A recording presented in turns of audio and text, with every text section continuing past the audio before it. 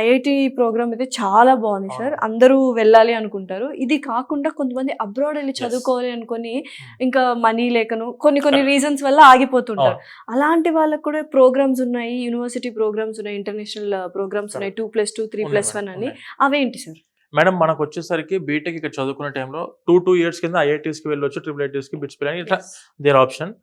అదే విధంగా కొంతమంది స్టూడెంట్స్ ఏంటంటే నాకు అబ్రాడ్లోనే చదువుకోవాలని ఇంట్రెస్ట్ ఉంది అనుకున్న వాళ్ళకు 2 years in JK Lakshmipathi university, next 2 years అంటే ఫస్ట్ 2 ఇయర్స్ ఇక్కడ చదువుకొని 3rd year 4th year you can go to యుఎస్లో యూనివర్సిటీస్ ఉన్నాయి. మనకి ఇవన్నీ చూడొచ్చు మీరు, ఎన్ని ఉన్నాయి, చాలా యూనివర్సిటీస్ ఉన్నాయి. ఇవి కాకుండా ఇంకా చాలా యూనివర్సిటీస్ ఉన్నాయి మేడం. ఇవన్నీ కూడా వరల్డ్ రికగ్నైజ్ Tier 1 యూనివర్సిటీస్ ఇవన్నీ కూడాను.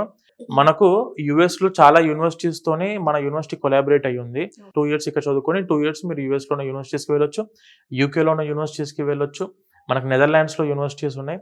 And when coming to Norway and other European కంట్రీస్లో కూడా మన యూనివర్సిటీ టైఅప్ అయి ఉంది. వాళ్ళ ఇంట్రెస్ట్ బేస్ చేసుకొని they can go for any abroad universities. Applications పెట్టుకొని మనం స్టూడెంట్ ప్రాపర్గా వెళ్ళాలనుకుంటే మాత్రం మన యూనివర్సిటీ అన్ని విధాలుగా స్టూడెంట్కి సహకారం అందిస్తుంది. అయితే ఈ ఫారిన్ ఇంటర్నేషనల్ యూనివర్సిటీస్ కావచ్చు, మన ఐఐటి యూనివర్సిటీస్ కావచ్చు, వెళ్ళినప్పుడు ఫీజు అనేది ఎలా ఉంటుంది? ఇక్కడ పే చేయాలా, అక్కడ పే చేయాలి? మేడం మీరు ఎక్కడ ఏ టైంలో ఏ సెమిస్టర్ చదువుకుంటున్నారో ఆ సెమిస్టర్ ఫీజు అక్కడే కట్టాలి.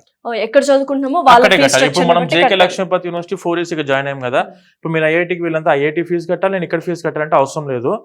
మీరు ఐఐటీలో ఉంటే ఐఐటి ఫీజే కడతారు. ఏ ఐఐటీ అయినా యావరేజ్ గా మనకు ఓన్లీ 2 lakhs అనేది వాళ్ళు ఛార్జ్ చేస్తారు. 1 lakh per semester, 1 lakh per semester నడుస్తుంది. ఆ 2 lakhs అమౌంట్ ఏదైతే ఉందో ఐఐటీస్ కి సంబంధించిన అమౌంట్ అప్రాక్సిమేట్ గా ఆ అమౌంట్ ఐఐటికి కడతారు.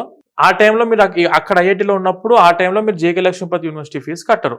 ఇప్పుడు అబ్రాడ్ యూనివర్సిటీస్కి వెళ్ళి అబ్రాడ్ యూనివర్సిటీ ఫీజే కడతారు, ఇక్కడ ఫీజు కట్టరు. ఓకే, అద్భుతమైన అవకాశం అయితే కల్పిస్తుంది.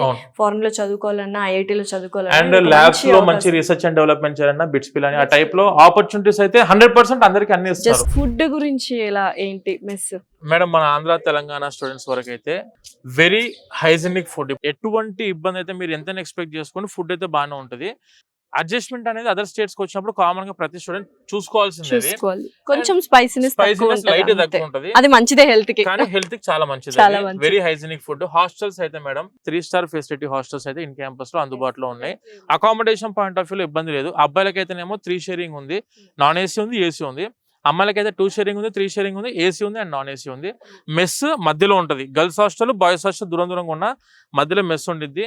టైం ఎగ్జాక్ట్ గా 7 to 9 లోపు వీళ్ళకు డిన్నర్ అయిపోవాలా. 4 time మీల్స్ ఉంటుంది. 4 time మీల్స్ అంటే మార్నింగ్ బ్రేక్ఫాస్ట్ ఉంటుంది, మధ్యాహ్నం లంచ్ ఉంటుంది, మళ్ళీ ఈవినింగ్ 5 o'clock స్నాక్స్ ఉంటాయి, నైట్ మళ్ళీ 7 to 9 డిన్నర్ ఉంటుంది.